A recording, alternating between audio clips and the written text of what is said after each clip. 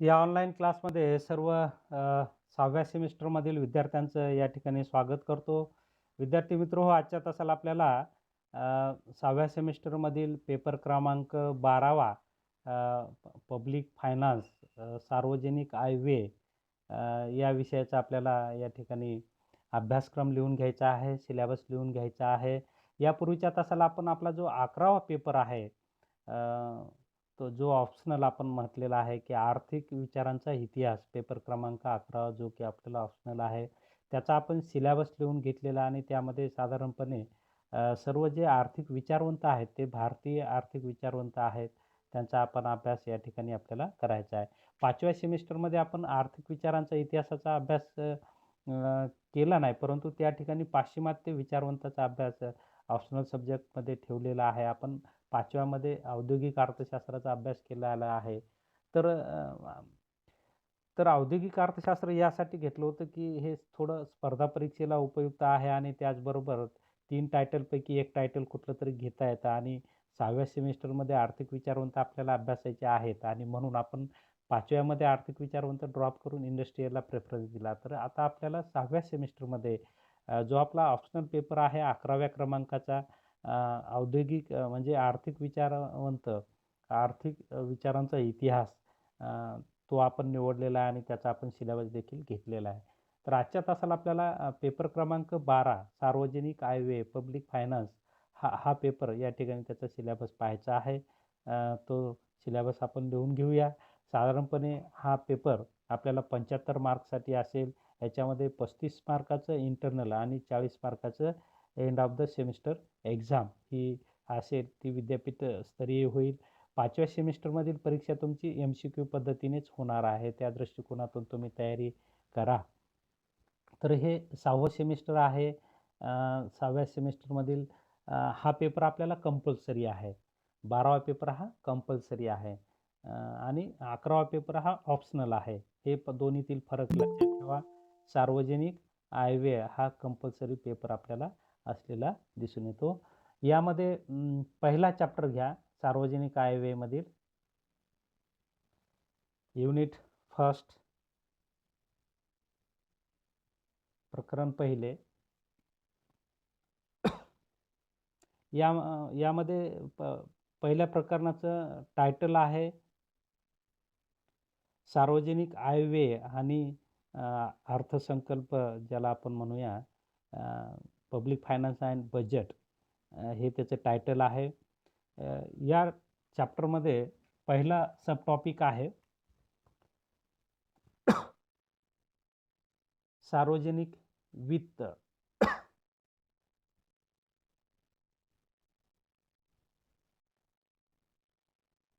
लिहून घ्या सार्वजनिक आयव्यय, सार्वजनिक आयव्यय पब्लिक फायनान्स. याचा आपल्याला अर्थ पाहायचा आहे, त्याचं स्वरूप पाहायचं आहे आणि व्याप्ती, मीनिंग, नेचर अँड स्कोप, एवढा भाग आपल्याला सार्वजनिक आयव्ययाचा पाहायचा आहे. Public finance, meaning, nature and scope. यामध्ये दुसरा सब टॉपिक आहे वित्तीय धोरण, फिस्कल पॉलिसी. वित्तीय धोरण, फिस्कल पॉलिसी. मग वित्तीय धोरणाचा कुठला अभ्यास करायचा आपल्याला? वित्तीय धोरणाची संकल्पना, वित्तीय धोरणाचे उद्देश आणि त्याची साधने.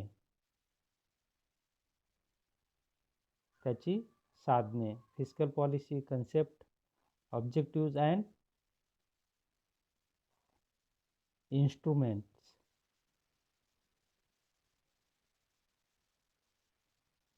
त्यानंतर तिसरा सब टॉपिक आपल्याला आहे अंदाजपत्रक, ज्याला आपण बजेट म्हणतो.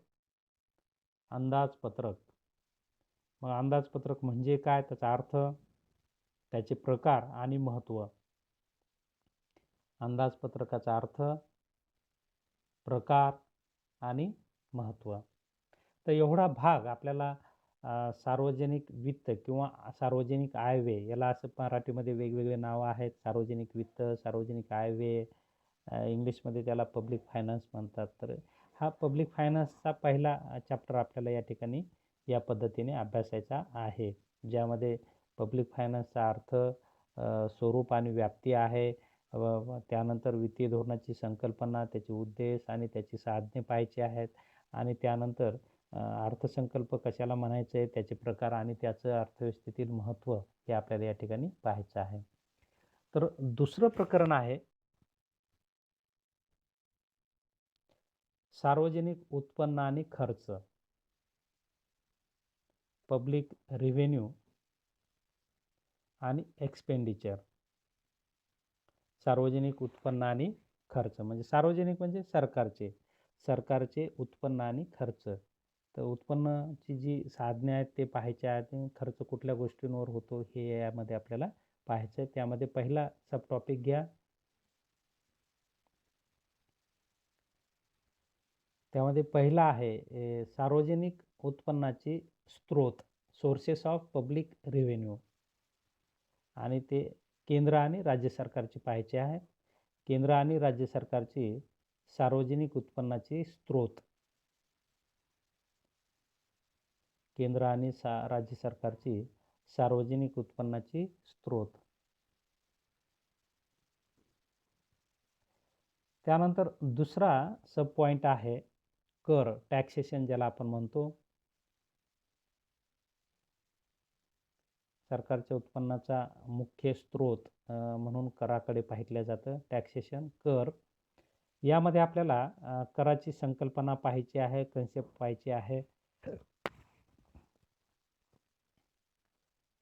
संकल्पना पाहत असताना कंसात लिहून घ्या. कराचे परिणाम, कर संक्रमण आणि कराघात, ह्या 3 संकल्पना पाहायच्या आहेत. Impact of tax, shifting of tax आणि इन्सिडन्स ऑफ टॅक्स. म्हणजे कराचे परिणाम, कराचे संक्रमण आणि कराघात हे आपल्याला पाहायचे आहे. त्यानंतर कॉमा द्या, यामध्येच घ्या कराचे प्रकार, भारतातील कराचे प्रकार, भारतातील कराचे प्रकार. त्यामध्ये आपल्याला GST पाहायचा आहे, goods and services tax. GST हा कर आपल्याला या ठिकाणी मुख्यतः अभ्यासायचा आहे. त्यानंतर तिसरा सब पॉइंट आहे सार्वजनिक कर्ज. तर या कर्जाचे जे स्रोत आहेत ते आपल्याला या ठिकाणी पाहायचे. सार्वजनिक कर्जाचे स्रोत, सोर्सेस ऑफ पब्लिक डेप्ट, सार्वजनिक कर्जाची स्रोत. त्यानंतर सार्वजनिक खर्च, चौथा उपमुद्दा आहे. पब्लिक एक्सपेंडिचर, सार्वजनिक खर्च. यामध्ये आपल्याला सार्वजनिक खर्चाचे घटक आणि सार्वजनिक खर्च वाढीची कारणे हे 2 मुद्दे पाहायचे आहेत. सार्वजनिक खर्चाचे घटक, कंपोनंट्स ज्याला आपण म्हणूया, आणि causes of increasing public expenditure हे आपल्याला पाहायचं आहे की सार्वजनिक खर्च वाढीची कारणे. हा भाग यामध्ये आपल्याला पाहायचा आहे.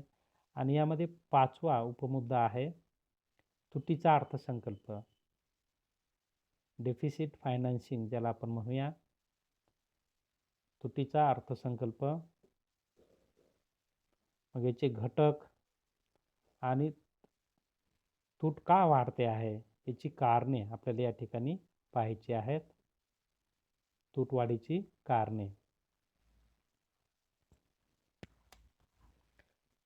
हे झालं दुसरं प्रकरण. तर आपल्याला तिसरं प्रकरण पाहायचं आहे, युनिट 3. केंद्र राज्य वित्तीय संबंध. किंवा वित्तीय व्यवस्था, फेडरल फायनान्स ज्याला आपण म्हणूया, केंद्र राज्य किंवा केंद्रीय वित्तीय व्यवस्था,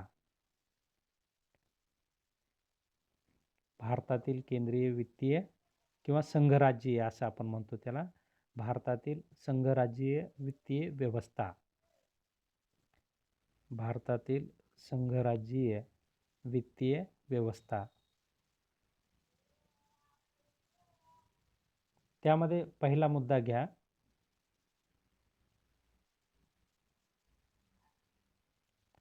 भारतातील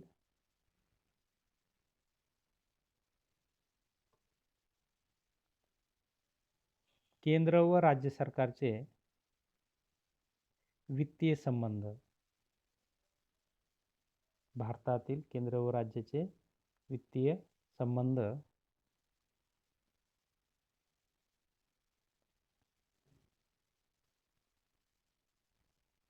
व त्यातील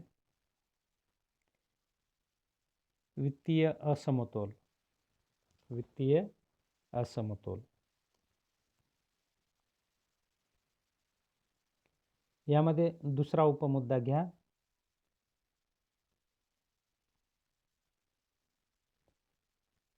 वित्त आयोगाचे कार्य, फंक्शन्स ऑफ फायनान्स कमिशन, वित्त आयोगाची कार्य,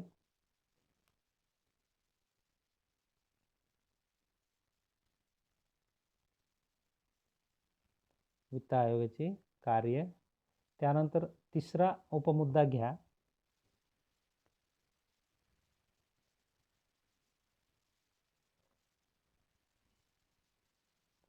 वित्त आयोगातील चालू ज्या घडामोडी आहेत ज्याला आपण रिसेंट ट्रेंड म्हणूया, त्याच्यावर एक दृष्टिक्षेप आपल्याला या ठिकाणी टाकायचा आहे.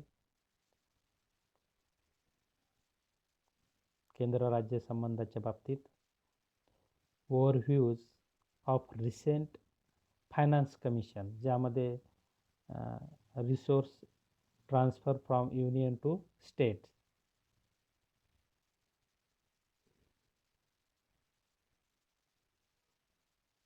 तर अशा प्रकारे आपल्याला 3 चॅप्टरमध्ये या पब्लिक फायनान्सचा सिलेबस अभ्यासाचा आहे. पहिला चॅप्टर आपल्या टायटलला अनुसरूनच आहे की पब्लिक फायनान्स अँड बजेट आहे, ज्यामध्ये सरकारचं आपल्याला या ठिकाणी सार्वजनिक वित्त म्हणजे काय, त्याचं स्वरूप, त्याची व्याप्ती पाहायची आहे. त्याचबरोबर जे वित्तीय धोरण असतं सरकारचं, त्या धोरणाचा आपल्याला अभ्यास करायचा आहे. त्यामध्ये त्याची संकल्पना असेल, उद्देश असतील आणि त्याची साधने असतील. आणि त्यानंतर बजेट कशाला म्हणायचं आहे, त्याचे प्रकार आणि त्याचं महत्त्व हे पाहायचं आहे. एवढा भाग आपल्याला पहिल्या चॅप्टरमध्ये. तर दुसऱ्या चॅप्टरमध्ये आपल्याला म्हणजे सरकारचं उत्पन्न आणि खर्च जी काही साधने आहेत, ती साधने आपल्याला या ठिकाणी पाहायची आहेत. त्यामध्ये मग कर असेल, कर्ज असेल, खर्च असेल आणि तुटीचा अर्थ भरणा, ही 4 साधने सरकारची उत्पन्न आणि खर्चाची असलेली आपल्याला दिसून येतात. परत एकदा रिपीट करतो, सरकारची मुख्य जी उत्पन्न आणि खर्चाची साधने, त्यामध्ये कर आहे, कर्ज आहे, खर्च आहे आणि तुटीचा अर्थ भरणा. तर ह्या गोष्टी आपल्याला या प्रकरण 2 मध्ये पाहायच्या आहेत. प्रकरण 3 मध्ये भारतातील वित्तीय व्यवस्था जी आहे ती यामध्ये आपल्याला पाहायची आहे, ज्यामध्ये केंद्र राज्याचे संबंध कसे आहेत आणि फायनान्स कमिशनच्या काय अटी शर्ती आहेत, त्याचं वर्क कसं चालतं हे आपल्याला या ठिकाणी पाहायचं आहे. तर साधारणपणे हा खूप छोटा आणि सोपा सिलेबस आहे आणि या अनुषंगाने आपल्याला केंद्र आणि राज्य सरकारची वित्तीय व्यवस्था आपल्याला माहिती होईल, त्याचा अभ्यास करता येईल आणि भविष्यात याचा उपयोग आपल्या सर्वांना होईल. तर आपण या तासाला उपलब्ध झाला, शांतपणे ऐकून घेतलं त्याबद्दल आपले आभार व्यक्त करतो आणि या ठिकाणी थांबतो. धन्यवाद.